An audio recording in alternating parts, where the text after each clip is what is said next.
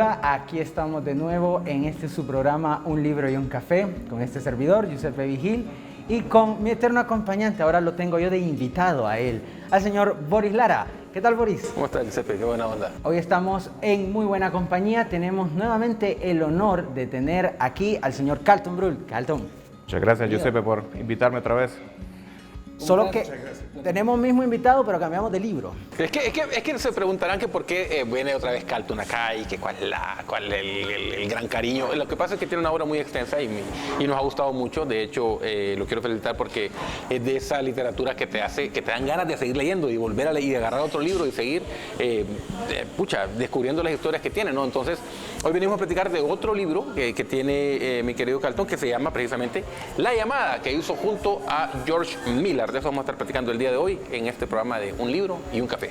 Así es. A este paso vamos a tener ya de tercer invitado. Acá vamos a ser tripresentadores. ¿Cuántas horas tenés publicadas hasta ahorita? 9. 9 horas, sí, ¿no? Tenemos 9 programas con Carlton. Sí. Lo que pasa es que es bien difícil, ya lo hemos platicado muchas veces aquí en el programa, a veces es un poco difícil, complicado, es un trabajo arduo publicarse en Honduras, porque uno se publica solo. Y de hecho, el ejemplo de Carlton, de que ya tiene una obra publicada, no solo has publicado en Honduras, también has publicado fuera, ¿no? Sí. ¿Dónde estuviste? Dos de mis libros sí fueron publicados en España. Primero, en realidad las primeras ediciones del Último Vagón y La Mente Dividida fueron en España con Ediciones Irreverentes. ¿Cuál es la experiencia que tenés en España en comparación con lo de Honduras? Pues en realidad el proceso diría que es el mismo, pues, porque uno busca a alguien que haga la edición, que revise. En este caso aquí en Honduras es Denis Jarita, que 100% recomendado, muy buen editor. Aparte que es escritor, aparte que es un excelente escritor y con quien escribí un libro también en coautoría, El Visitante. Y la experiencia, ¿qué sucede con los libros publicados en España? Recordemos que en España se publican al año 100.000 títulos nuevos. Sobresalir es bastante complicado, se ocupa de verdad una campaña de marketing que no se tiene porque uno llega como un escritor totalmente desconocido. Con las uñas, menos que va a estar sí, pensando, entonces no se puede, o sea, la verdad es que se logra colocar en algunas librerías, ventas en librerías electrónicas, por ejemplo, en sitios que se pueden pedir, están en Amazon, por ejemplo. Bueno, y de hecho hay muchos autores que ahora son muy reconocidos que en sus comienzos tropezaron con la misma piedra, que tuvieron que pelear contra eso porque te enfrentás. Aquí el problema es que en Honduras el problema es que no publicamos. El problema en otros países es que se publica y se publica muchísimo. Sí. Platicábamos hace poco con un amigo teatrista de Argentina y el problema es el contrario de Honduras. Aquí no hay teatros. Entonces no hay trabajo para los actores de teatro.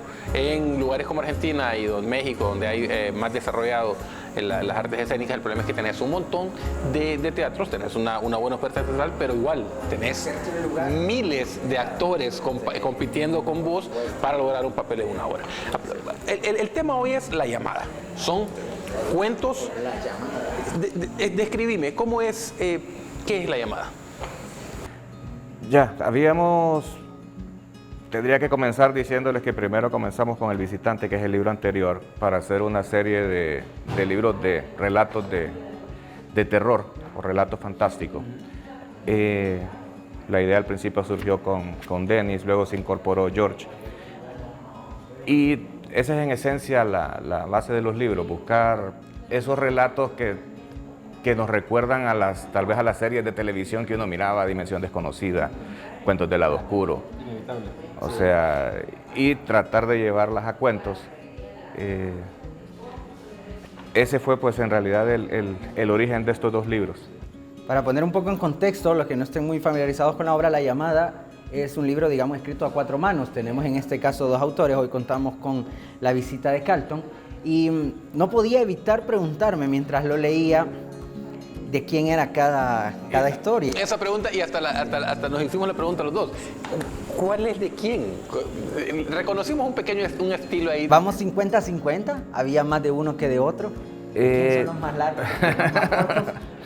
No, en realidad la idea es trabajarlo juntos. Obviamente... O sea, son coescritos, digamos, cada uno de los cuentos. Son coescritos. ¿Cuál es digamos, el estilo de trabajo, la mística de trabajo en estos dos libros, centrémonos en La llamada si quieren. Cada quien tiene el boceto del cuento, la idea del cuento, está prácticamente terminado, se le da a la otra persona para que haga los ajustes o las observaciones que quiera. Creo que es mucho mejor. A todos nos ha pasado que vamos al cine a ver una película de miedo y quedamos, qué estúpido esto, o sea, uno se imagina otro final, otro desarrollo de la... Entonces, porque van a investigar solos. siempre hay problemas tal vez con el guión. Entonces la idea fue que evitar esos problemas, que revisara y dijera, bueno, esto no me gusta, no tiene sentido. Entonces, aquí todo comenzaba con una reunión whiskera o cafetera, ¿no? Según la opción. Se planteaba una idea, se intercambiaba, uno escribía la matriz de la historia y el otro opinaba, el otro decía, esto no me va, quitemos esto, y le metía mano. Y finalmente el cuento salía de ambos. Sí. Trabajaron así con todos. Casi todos, sí, casi todos. Porque puede ser que algún cuento te salga bien, no hay que cambiarle nada, sí, y se va así. Bueno, no necesariamente, todos eran buenos. Bueno, menos los míos, para que no digan que soy creído. El libro La llamada es muy interesante porque precisamente nos lleva a un horror un poco más, más fuera de lo local, ¿no? Allá nos salimos de la sucia, del sisimite y del cadejo, que plagan un montón de relatos de terror de nuestra zona, y encontramos un miedo un poco más Lovecraftiano, si se puede decir, un poquito más elaborado, ¿no? Y la verdad es que a mí me gustó muchísimo La llamada. Me encanta que lo haya escogido, de hecho me imagino que por eso lo escogieron, para darle nombre al libro, porque es de esos relatos de terror en los que sí te sorprende al final, sí te deja así como, ay no, la llamada, que no suene el teléfono. No les puedo contar de qué se trata, les puedo más o menos decir que hay una persona que está atendiendo llamadas de emergencia, en un servicio de emergencias, y recibe una llamada, y esa llamada la lleva a tener un... Sin duda, es muy llamativo este cuento, muy poderoso porque logra emociones. Sin duda te genera un estrés, hay una ansiedad, querés llegar al desenlace, llegas al desenlace, el desenlace te impacta, digamos que te asusta y no entendés por qué. Sí, porque... no sé, pero eso para mí es más como un horror sugerido, ¿no? Más que un horror evidente que te sale ahí el slasher cortándote un brazo o algo, sino que es más psicológico, ¿no? Sí, si recordás la vez pasada que hablábamos con Carlton y hablábamos de su marcada influencia anglosajona, aquí se notan dos cosas. De nuevo aparece esto y la influencia cinematográfica, porque se podrían hacer fácilmente guiones con esto. Aquí tenés, por ejemplo, el continuo recurso de la manija dramática, la puerta que está a punto de abrirse, lo describe constantemente en sus historias. Aparte del tweet plus característico de muchas de estas películas. Entonces ahí lo notás claramente. Pareciera que estuviéramos viendo una secuencia de películas de terror cuando leemos La llamada. ¿Era este el objetivo final?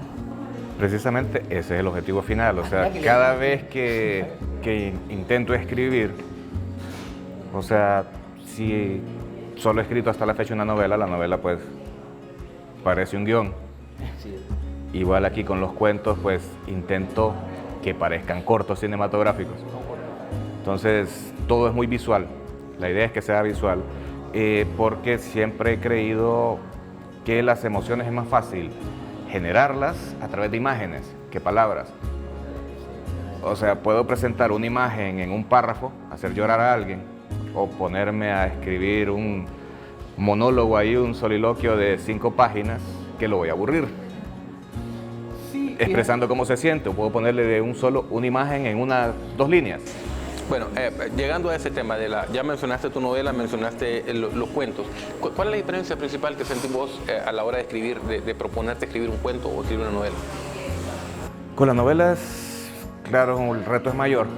O sea, y para mí, quien define si debería ser novela o cuento es la historia misma. En realidad, La mente dividida lo comencé como un cuento. Se te fue. Sí, después dije, ¿En qué punto de la historia decidiste esto? Eso es bien importante para Giuseppe, porque a veces hay cuentos que pasan de las 100 páginas. Sigo sosteniendo que hay cuentos de 200. Es que te voy a decir, hay otra clasificación además de la longitud, del tamaño del cuento. Una nueva clase. Pues sí, lo que pasa es que cada quien te va a decir qué es cuento y qué es novela, pero hay mara que te dice que el cuento es enfocado en la historia, en un suceso. no hay tanto desarrollo de personajes, hay menos personajes, no hay tanta subtrama. Al personaje que a la secuencia de cosas que le suceden. Entonces, sí puedes escribir un cuento. Pero entonces, me dio curiosidad esto. ¿En qué momento lo decidiste? ¿En qué parte de la evolución de esta historia se te fue de las manos, digamos? Bueno, ya la idea central estaba ya casi con el final y todo. O sea, ya estaba en algunas 20 páginas tal vez. Cuando lo decidí fue que necesitaba tal vez más subtramas. O sea, lo que te va a diferenciar la novela del cuento es que el cuento es una sola historia. Una sola, completa. Es una sola línea. No se bifurca ni se ramifica. En la novela sí va a haber una ¿Y ramificación. vos sentiste que debías agregar aquí, debías aclarar algunos colaterales? Cuestiones, había que crear tal vez un poco más de tensión. ¿Alguno de estas historias te latió que podía terminar en novela? No, en este caso no. Pero si te decidís, y ya que están diciendo que ese es cuento de 200 páginas, en realidad cualquier cuento lo puedes hacer novela. O sea, y ha sucedido, pues, o sea, miremos El hombre del bicentenario de Asimov. Era un cuento pequeño, se hizo novela. Flores para Algernon, igual era un cuento pequeño, lo hicieron novela, o sea... The Stand de Stephen King. The Stand de Stephen King, está Enemigo Mío, que era un cuento, igual lo hicieron, la película muy buena con Dennis Quaid, lo hacen novela, o sea, cualquier historia la podés hacer si le creas suficientes subtramas. Y al final, por ejemplo, de ese, me encantaba The Stand porque cuando yo leí primero The Stand y después leí el cuento, y el cuento es una cosa linda, preciosa, de 10 páginas. Sí, y luego te enfrentas vos con The Stand, que es un mamotreto ya bien al estilo de Stephen King, Mínimo 500 páginas, como le gusta. Bueno, pero en eso vos decís que no tenés, ninguno de estos cuentos está diseñado para ser novela, y yo te digo que sí, a mí me quedaron debiendo con la chica de la sombra, sí, de la segunda sombra. Bailando bajo el umbral de la luna. Es de la chica que tiene una sombra más, que tiene dos sombras. ¿Cómo se llama? Sombra, creo que es. La sombra, creo que es la sombra. ¿Es el tuyo? Sí, el título. Ay, no te preocupes por eso, que eso pasa bastante acá. Eso sucede. Digamos, Cuervos es una historia que podría ser más extendida. No sé si... De hecho, si son sombras. Sí. Si el uso del golem permitiría extenderlo más, porque ya es una figura bastante conocida.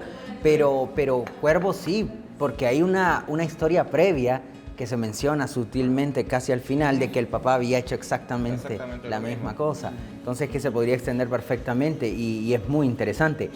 Pero qué raro con Sombra, porque Sombra es de los cuentos más cortos. De los más cortos, y a mí me parece tan interesante la imagen, y volvemos al tema de lo que vos decís, que contás tu historia con muchas imágenes. O sea, la imagen de la niña metida en una habitación, escondiendo su sombra, perdiéndola dentro de las demás sombras para que nadie sepa y que al final se le muera la sombra, me parece una imagen tan fuerte y tan sugerente que a mí personalmente me encantaría ver qué más pasa con ella, cómo llegó a tener eso, el origen de dónde salió la otra sombra, qué ramificaciones tiene, ¿me entendés? No sé, entonces estudio. Cuando se haga el corto vamos a explicar qué pasó con la el cuento la otra sombra. Lo ubicás. Sí. Mary Shelley está relacionado. El niño que lo tienen encerrado. Exactamente, y lo liberan solo para eventos especiales. Esta idea de el monstruo cautivo y un poco sometido a su creador, entre comillas, tiene, me parece, una clara reminiscencia. ¿Lo tuviste presente o pura casualidad aquí? No, pura casualidad en lo absoluto. En realidad la idea, me gusta todo tipo de cine, paso viendo películas casi todo el tiempo, aparte de leyendo. Y en realidad la idea, creí que se iban a dar cuenta y me iban a decir, lo copiaste de ahí, es Unleashed, de Jet Li. Si la vieron, que le pusieron Danny the Boy, Danny el perro en español. Sí. No, a mí se me escapa esa, tal vez por eso. Sí, sí. ¿O si la viste? Sí, sí, la vi. ¿Es Sí, mi idea? ahí tiene, ajá, cabal. Sí, claro, Me gusta mucho el cine de acción también. bueno, en general, no sé, de los cuentos que tenés, son varios cuentos, son 18 cuentos, 20 cuentos. 20 cuentos. 20 cuentos. ¿Algún favorito? Eso. Es que no puedo decir un favorito, pero bueno, si dijera los dos que más me gustan, tendría que ser Formicación. Ay, yo voy a presumir. Mira, Ahí está, Formicación. formicación, genial. Ese fue mi comentario, ¿eh? Y La No me Llamada, acuerdo de Fornicación. la niña que tiene problemas. Contame, no me acuerdo. Insectos imaginarios debajo. Insectos imaginarios debajo de la piel. Oh, sí, muy bueno, muy bueno.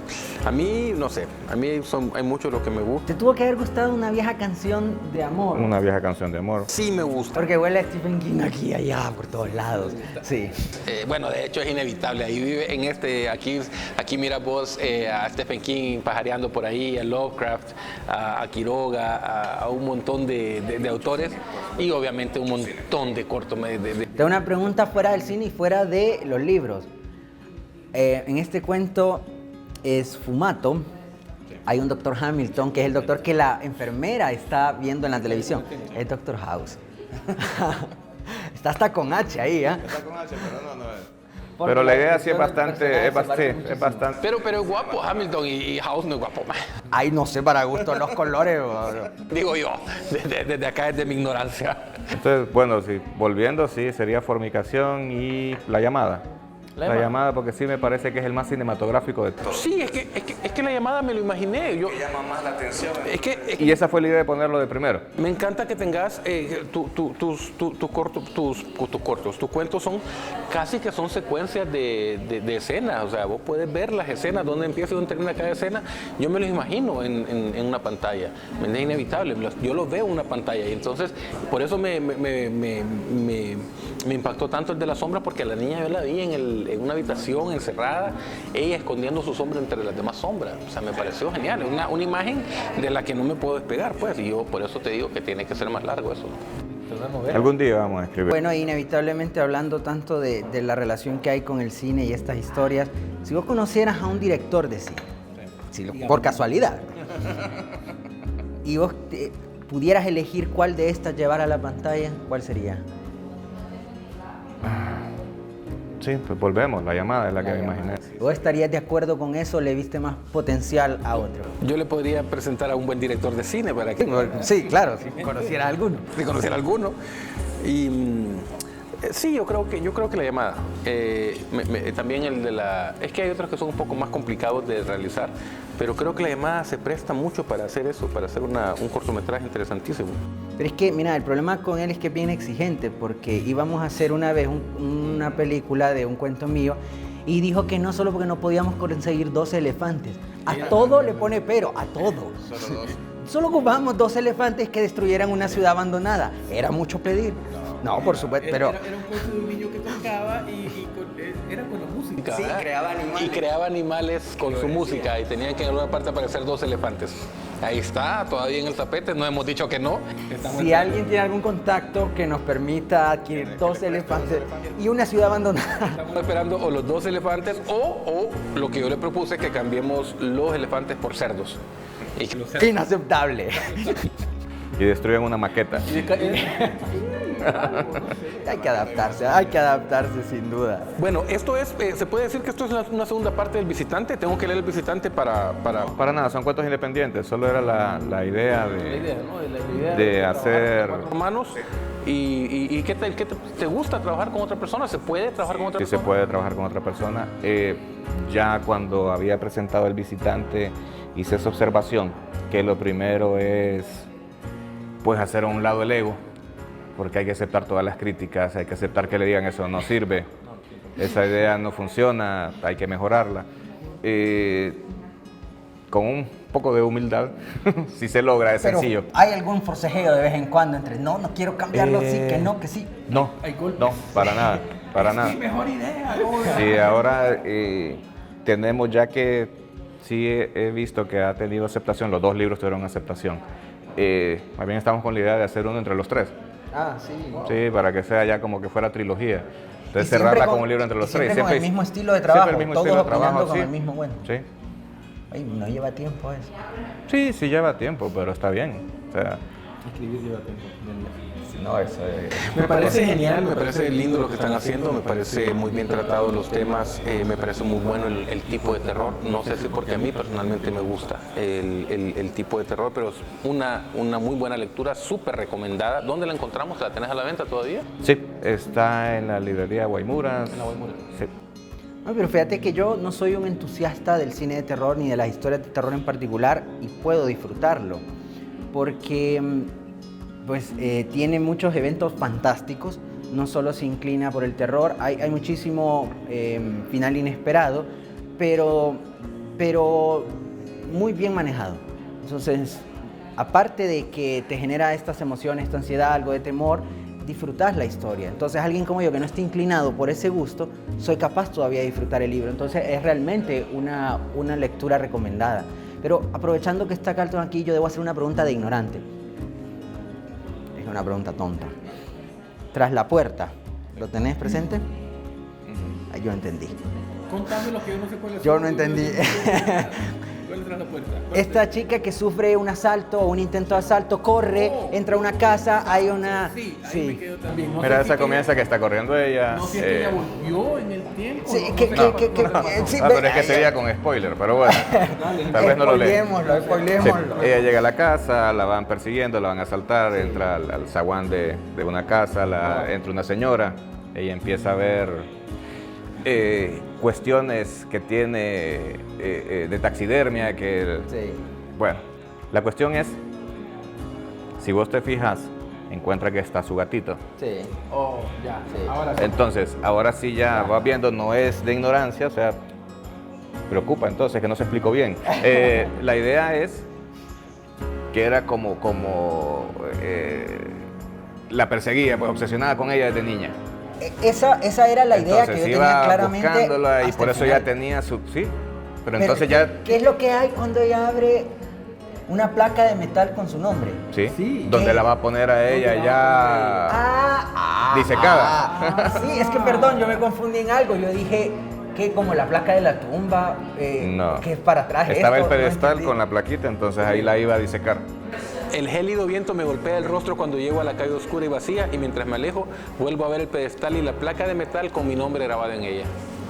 Ok. O sea que era la placa esperando que pusieran ahí la cabeza de ella.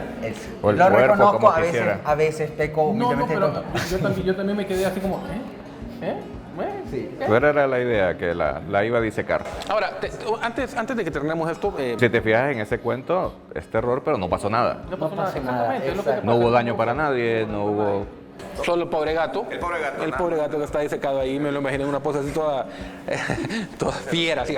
No sucedió nada terrorífico, ni hubo una gota de sangre. De hecho, lo tengo muy presente porque me gustó mucho.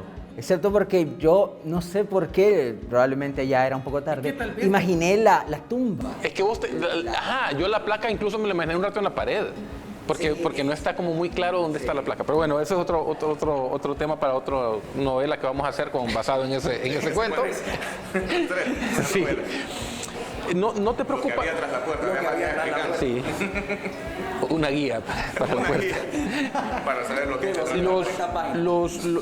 Los giros inesperados al final de cada cuento son como una constante dentro de tu obra, dentro por lo menos lo que he leído. ¿No te preocupa a veces tener un poquito del efecto Shyamalan de repente ahí? Que ya la gente sepa que va a haber un twist al final. Sí, que lo esperen y se decepcionen si no está. Claro. Eh, ¿Qué te pasó? ¿Qué le pasó a Chamalán Con sus películas del principio, que los primeros twists fueron geniales, pero ya la gente después esperaba que hubiese un twist al final. No, y como subís la raya cada vez, esperás que te sorprendan más. que sea más? Que sea un twist más grande. Si no, decir, Pues- "Ay, este twist". en realidad, no, porque siempre que escribo un cuento, lo primero que desarrollo es el final. Si no puedo inventarme un final bueno, no lo escribo. O sea, tiene que ser un buen final. Es lo que más trabajo en realidad. Y diseño primero el final y luego lo único que hago es comenzar a escribir para llegar ahí. O sea, si puedo llegar fácil, pues el cuento es de una página. Si me cuesta llegar, va a ser de 2. Y si ya es muy complicado llegar a ese final, va a ser de 10, 15 páginas, 20. Y en el caso de Giuseppe puede llegar a Sí, se va a llegar a 300, así como me decís, para llegar a...